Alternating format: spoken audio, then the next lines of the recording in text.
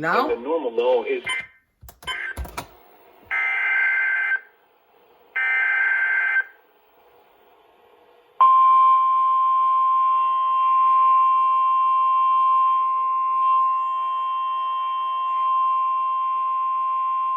This is a test of the National Weather Service NOAA Weather Radio Warning Alarm System.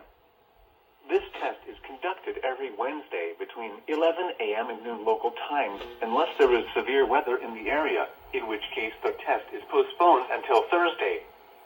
Again, this is only a test. There is no severe weather in the area at this time.